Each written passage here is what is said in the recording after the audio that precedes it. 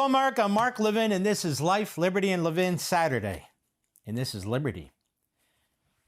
I want to thank you, the American people, the people in this audience, for standing up and saving your country on Tuesday. You saved the Supreme Court. You saved the Electoral College. You saved us from another 20 million illegal aliens and chain migration, another 150 million people coming into this country. You've saved our economy. You've saved our cops, our police force. You've saved our military. You've saved the American Constitution and Declaration of Independence. People seem to forget what was on the line here. Everything was on the line here.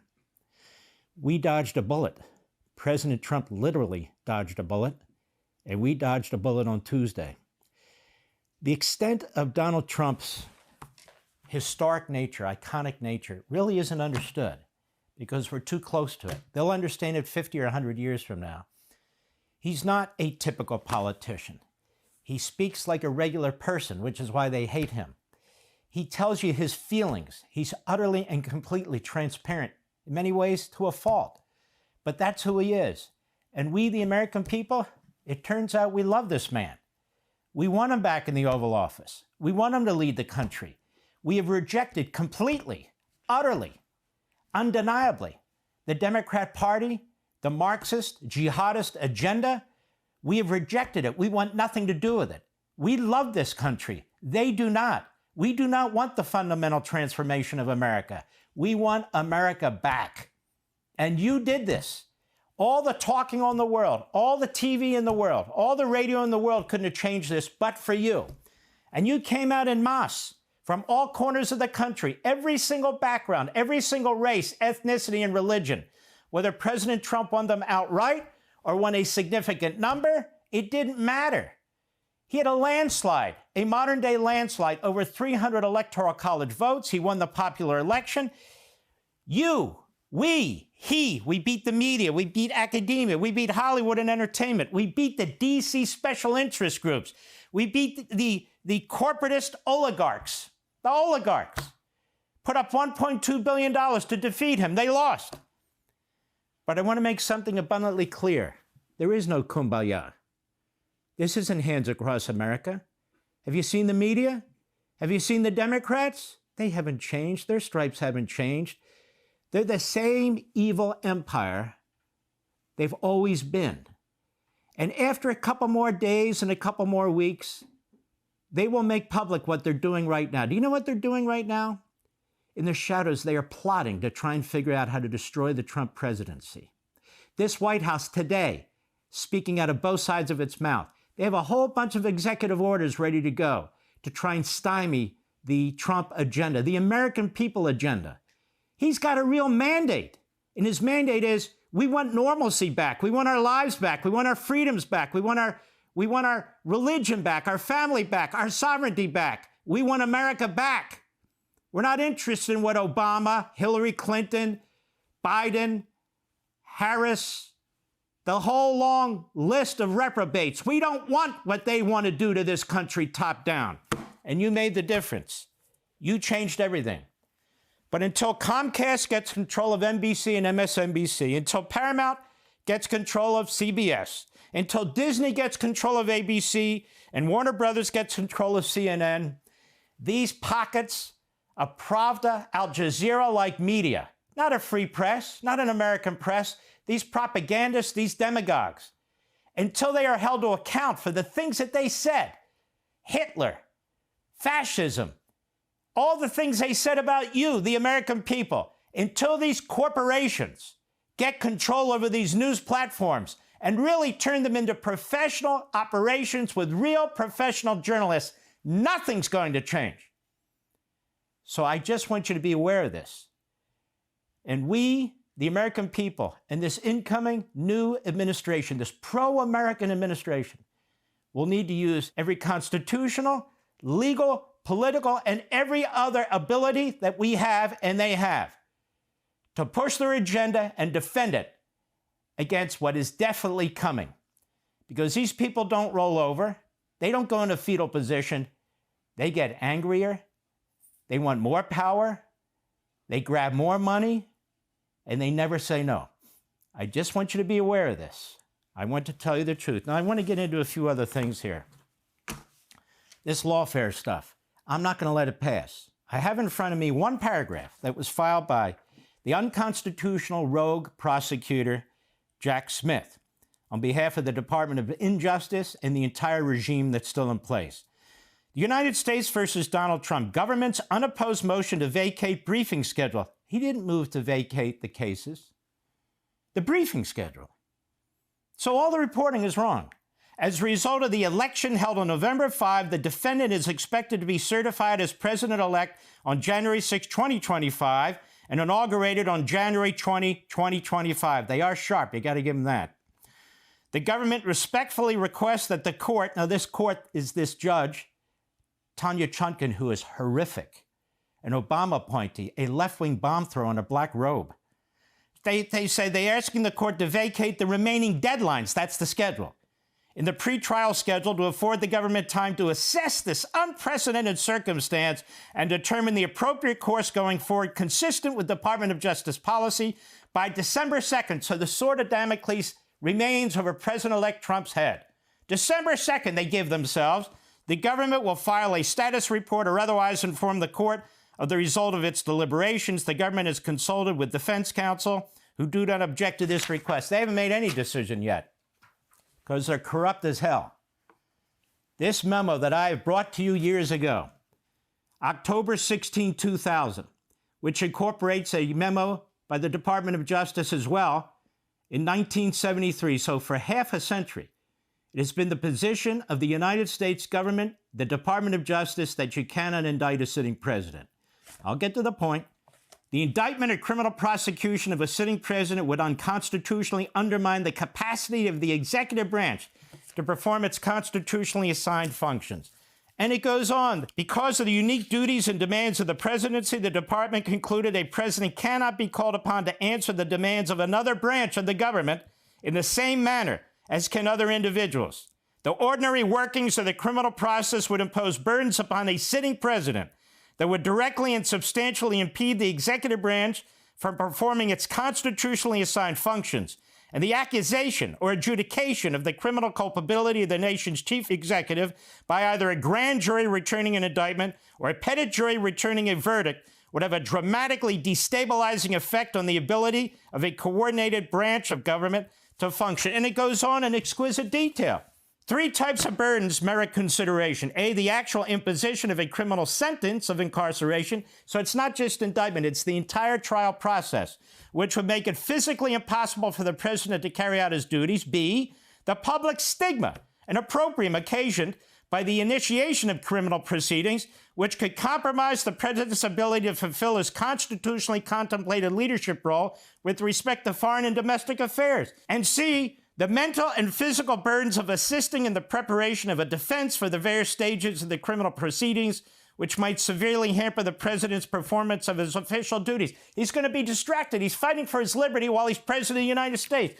And I have tagged page after page over the years this document. Half a century, you cannot indict a sitting president. But Mark, Donald Trump is not a sitting president. And when they indicted him, he wasn't a sitting president. They rushed. They interfered with the election. They sought to prevent him from becoming a president again, which violates every notion of ethics when it comes to practicing law, but it actually violates, as I explained before, the rules of the Justice Department. For instance, federal prosecutors and agents may never select the timing of any action, including investigative steps, criminal charges, or statements, for the purpose of affecting any election or for the purpose of giving an advantage or disadvantage to any candidate or political party. Such a purpose is inconsistent with the department's mission and with the principles of federal prosecution, and it goes on. That's their position, official position. That's their rule. Did it happen? You better believe they did it. More in a second. And I pointed out to you, Office of Attorney General, every single Attorney General since Mukasey, under George W. Bush, right up to Garland, believe it or not, Biden, have put out this memorandum that has said election year sensitivities. And they basically say, look, you're not to bring cases that you think or can possibly affect an election, let alone a presidential election. And that's the official position of the department. So they've had basically a 60-day rule, but it's even broader than that. And here they are, all the memoranda, right here. That's what it says. So what happened here with Donald Trump? And I don't care if they're filing documents with the federal court right now or not. The Trump new Justice Department needs to get to the bottom of this. We can never allow a rogue Department of Justice at the direction of a president or vice president or anybody else in a regime to unleash the full power of the Department of Justice, the Criminal Division, the Public Integrity Division, a so-called special counsel, to interfere with a presidential election for the purpose of defeating a specific candidate, to go to court after court in this country to try and get the processes of due process, cutting corners to get it done as quickly as possible before the election, to try and defeat the person and put them in prison. We cannot allow that to ever happen again. I'm not talking about recriminations. I'm talking about setting this straight. We need to find out exactly who did what exactly they did, look at the documentary evidence of what they did, make it available to the American people, and say, we will never, ever allow this to happen again to any candidate of any party. Now, let's continue with this. The federal case is dead. It's over. They shouldn't have to wait till December 2nd. They shouldn't have to wait another second, period. It's over. Even if it has to go all the way to the Supreme Court. Now you say, but Mark, again, he wasn't president of the United States. I know exactly what Donald Trump was. He was a candidate for president, and they tried to cripple him in advance of the election. And you know what? You said, no, we're not buying what this guy Smith did or this Judge Chutkan did. We're not buying what Garland did and the other reprobates at the Department of Justice. This is the United States of America. You don't treat anybody this way, let alone a candidate for president. And the American people put a stop to this. Not a judge, not the justice system, quote unquote, not any whistleblower at the Department of Justice who said, we don't do this sort of thing. You, the people, we, the people, put an end to it. Now, they still have their little entrails going on here, but that's the truth. Now, Mark, what about this case in Manhattan, this New York case? No, this case in Georgia. What do we do about that? We have what's called a Constitution of the United States. Now, I know you folks on the left hate it. I know you like to go around and decide which parts you'll comply with. You don't even like most of the Bill of Rights, 1st, 2nd, 4th, 5th, 6th, 8th, 9th, 10th, 15th, 14th Amendments. If you had your way, you'd rewrite it, which is why you were defeated. We don't want your way. We don't like tyranny. The Supremacy Clause. What is the Supremacy Clause? Let me read it to you. And Acting State Judge Marchand, let me read it to you, because you need to be educated. You are a constitutional illiterate. This Constitution, this is this quote, and the laws of the United States which shall be made in pursuance thereof, and all treaties made or which shall be made under the authority of the United States. Ready, Judge Marchand? Pay attention. Shall be the supreme law of the land, federal law, and the Constitution.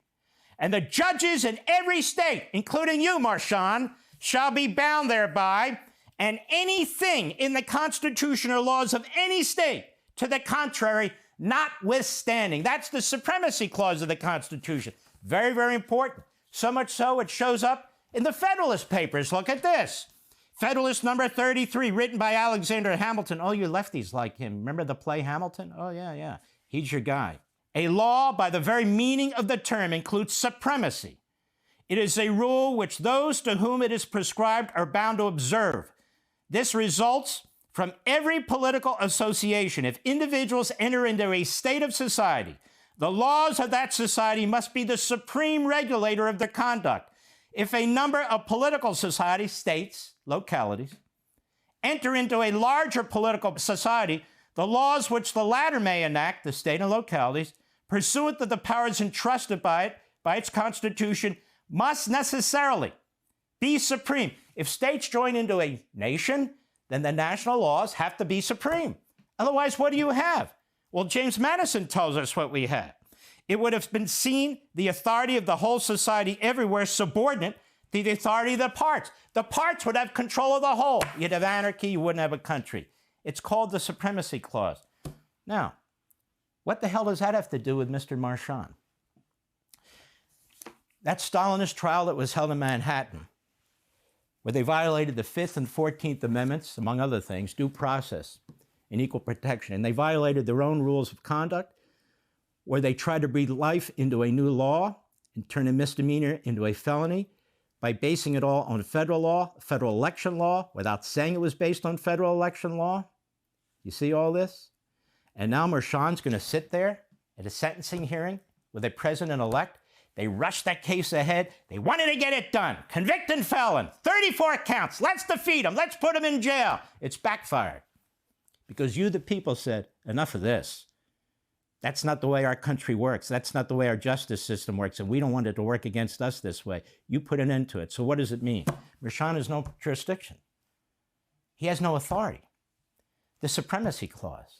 He has no authority because the whole case is based on the unstated federal election laws. It's a dead case. He's got no authority because of that memo in 2000 written by the Department of Justice. The same reason the feds can't conduct themselves that way is the same reason that a state can't conduct itself that way. In other words, understand what I'm saying. The office of the presidency, federal law, the election law, the federal constitution, the functioning of the executive branch cannot be in any way hampered, interfered with, degraded by a state judge or a state prosecutor because of the supremacy clause, because of a lack of jurisdiction, because it involves federal law, and 1,000 other reasons. That case is dead. But Marchand is just too stupid to know it. So he's going to have to be educated about it, isn't he? One other thing. What about those 34 felony convictions under this Stalinist court and this phony judge with a phony prosecutor? Can something be done about that? Yes, it can. And this is where the professors and the former federal prosecutors, most of them, don't have the foggiest idea what they're talking about. Article 2, Section 2, Clause 1 of your Constitution. It talks about the power of a president. The president shall have power to grant reprieves and pardons for offenses against the United States, except in cases of impeachment. So a lot of our friends, they say, well, this is a state case. It's not a federal case. There's no jurisdiction. It says pardons for offenses against the United States government. What did I just say about the case in Manhattan and New York? The underlying crime was a federal offense, the federal election law. So there you have a nexus right there. What else did I say? This involves the office of the presidency, that a state and locality can't interfere with it. There's another nexus. What else did I say? We're talking about a future president of the United States. The state says we're going to lock him up. No, I don't think so. So you would destroy the entire federal constitutional construct because some jerk state acting judge and some jerk prosecutor decides we're going to take him on. And imagine what would happen. We have 15,000 DAs and 10 times that amount or 100 times that amount of assistant DAs. That's not how it works. So in the end, let's say at the end of his presidency, if Donald Trump wanted to, he can pardon himself of the 34 counts. Why?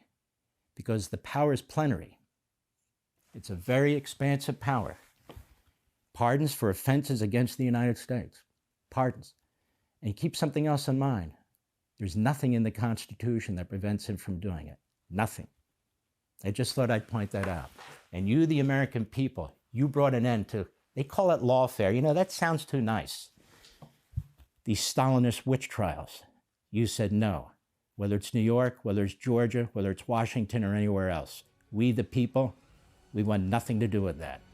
God bless each and every one of you. Hey, Sean Hannity here. Hey, click here to subscribe to Fox News YouTube page and catch our hottest interviews and most compelling analysis. You will not get it anywhere else.